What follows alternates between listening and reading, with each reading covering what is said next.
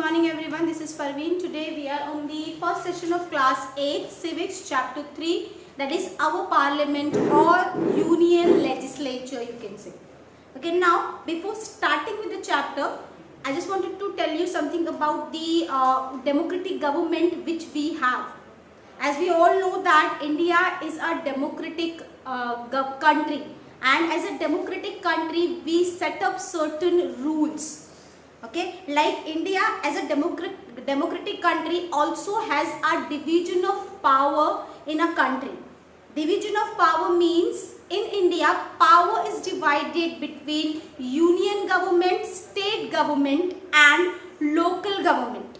We are having three sets of government or three organs of the government, three levels of the government, which is division of power. Union government, state government and local government. Then we also have organs of the government, that is legislature, executive and judiciary.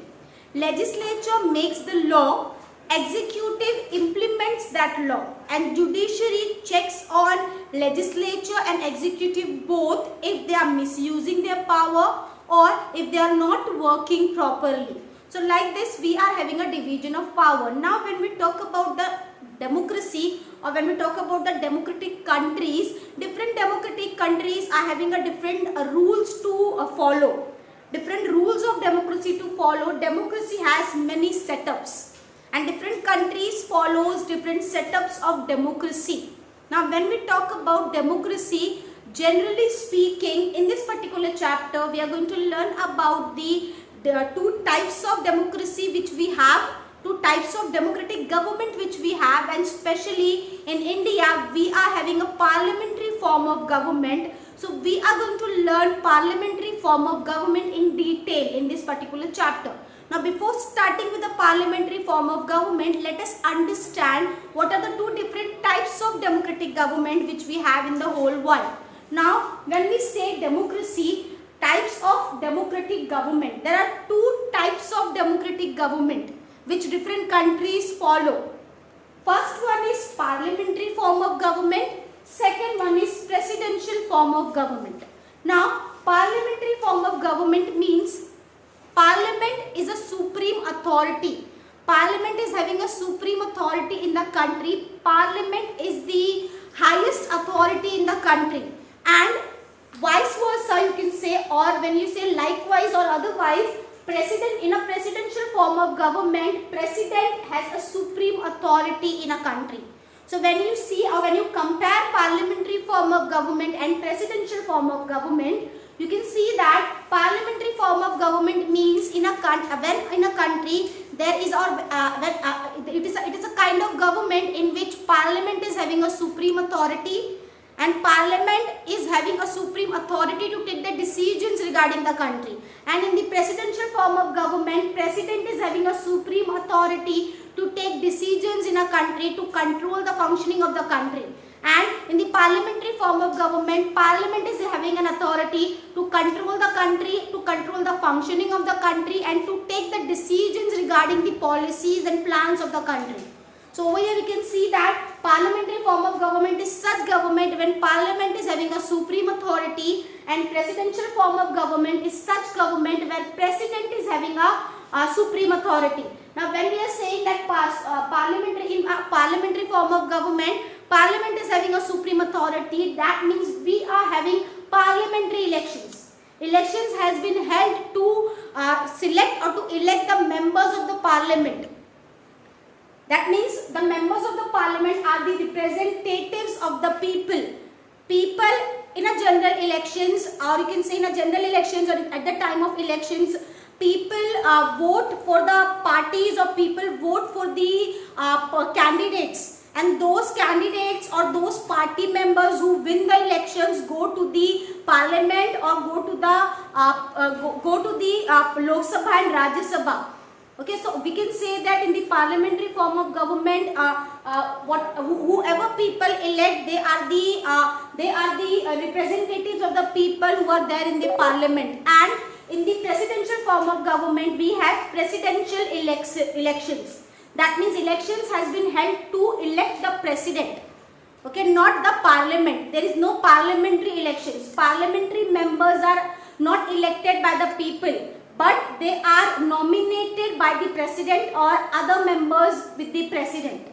Okay, so over here president is both, you can say, nominal and real head of the state, because real head or nominal head means president has been elected by the people, or president is the representative of the people, and there is no parliamentary authority. Parliament is not responsible to take decisions in the presidential form of government. But in parliamentary form of government, decision making is in the hand of parliament, and all the members of the parliament has been elected by the people. They are the representatives of the people. So in the parliamentary form of government, we have parliamentary elections, and in the presidential form of government, we are having a presidential elections. In a parliamentary form of government, elections has been conducted to elect the members of the parliament, and in the presidential form of government, elections has been conducted to elect the president, who is the both real and nominal head. But in the parliamentary form of government, prime minister is the real head of the government. Prime minister is the real head of the government, and president is the nominal head of the government. Prime minister is the real head of the government, because through elections the party who got more votes, or the party who got more winning, that particular party comes to power, and that particular party is called as ruling party, and the head of the ruling party or a leader of the ruling party becomes the prime minister, and prime minister becomes the leader of the parliament, and then he choose certain cabinet ministers to work for him. As together they are having a collective responsibility. Prime minister and its cabinet ministers are having a collective responsibility to run the country, or in the functioning of the country.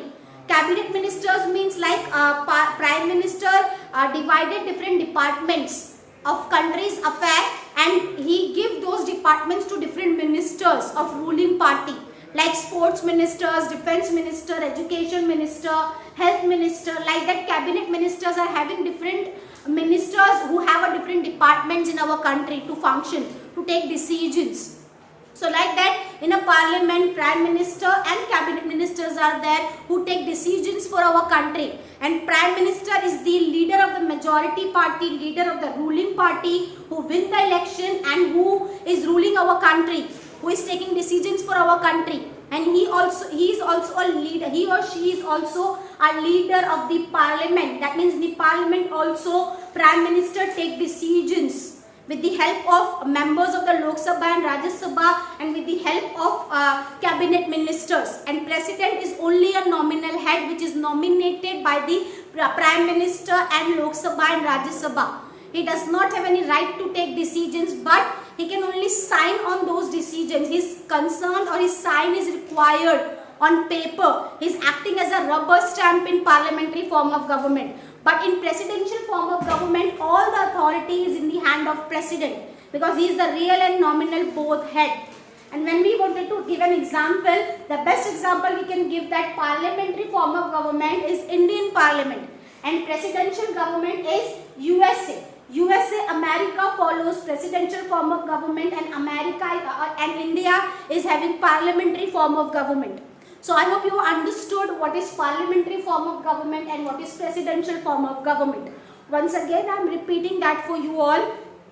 Parliamentary form of government means it is a government in which parliament is having a supreme authority. Parliamentary members are elected by the people. They are the representatives of the people, and head of the ruling party or head of the majority party is the prime minister, or prime minister is the leader of the parliament. He chooses cabinet ministers. He gave different departments of cabinets to those ministers, so that there will be a smooth functioning in a country, and India follows the parliamentary form of government. Now when we talk about presidential form of government, president is having a supreme authority. There is a presidential elections in which president has been elected by the people. President is a real and nominal head of the government, nominal and real head of the country. Okay, and he is having a supreme authority. Parliament does not have any supreme authority. Parliament is something different and president is something different. Parliament has their own powers and rules, and president is having a supreme authority and has its own independent power and power to rule the country. And the best example we can give Indian Parliament, which follows the parliamentary form of government, and America, which follows the presidential form of government. Now, as such, we have seen that India follows the parliamentary form of government, and as we live in India, we are more concerned about parliamentary form of government, not presidential form of government. So we are going to see parliamentary form of government in detail. Now, moving on further, first we will see that why India follows parliamentary form of government and why there is a need of parliamentary form of government rather than presidential form of government. So over here there are certain points which we will discuss to see why parliamentary form of government is essential and why it is needed and why India follows the parliamentary form of government. First one is, it is a true representatives of people. Government is responsible to the people. As members of the parliament or members of the parliament is elected by the people through general elections, they are the representatives of the people. When people votes and the majority party, the party who got majority of votes, they win the election, they won the elections, and then the leader of that particular party becomes the prime minister. And all the members of the parliament are directly elected by the people. That means they are the representatives of the people. They are the true government of the people. They are the true representatives of the people. Because people votes to those who people can trust on. Whom people can trust on, that they can function smoothly, they can run our country smoothly. When people vote, they trust that party, that they will run our country smoothly, they will run our country fairly, and they will do some goods for us. So over here we can say that as people elects the members of the parliament, we can say that they are the true representatives of the people, and government is responsible to the people. Government is answerable to the people because they are the representatives of the people. Okay. Secondly, leaders were already familiar with the British Parliament. As we see that India adopted parliamentary form of government because before independence, when Britishers are ruling upon us, Britishers are also following parliamentary form of government. So we are not new to parliamentary form of government. Our leaders, after getting an independence, our leaders who made our constitution, who decides that our country will be a democratic country, they also decides that our country will be a parliamentary form of government because they already know about the parliament. They already know about the parliamentary form of government. They already know that how parliamentary form of government works. That is why it becomes easy for them to make it written or make people understand about the parliamentary form of government.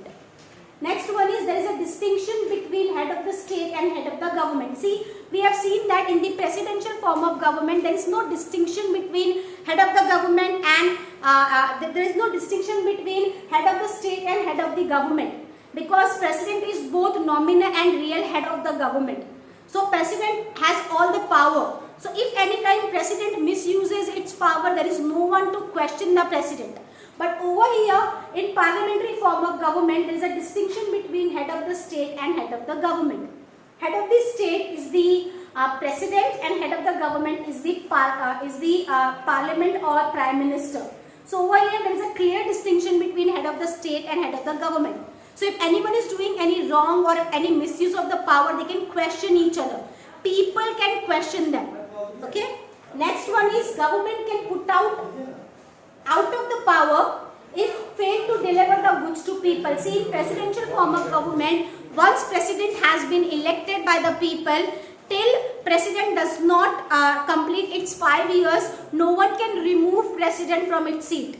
But when we talk about the parliamentary form of government, if government fails to give goods to people, if elected government does not fulfill the needs and requirements of the people anytime can put out the government out of the power. There will be a re-elections if people want. So that freedom people has in the parliamentary form of government. Next one is, Prime Minister and Cabinet Ministers are collectively responsible to take any kind of decisions.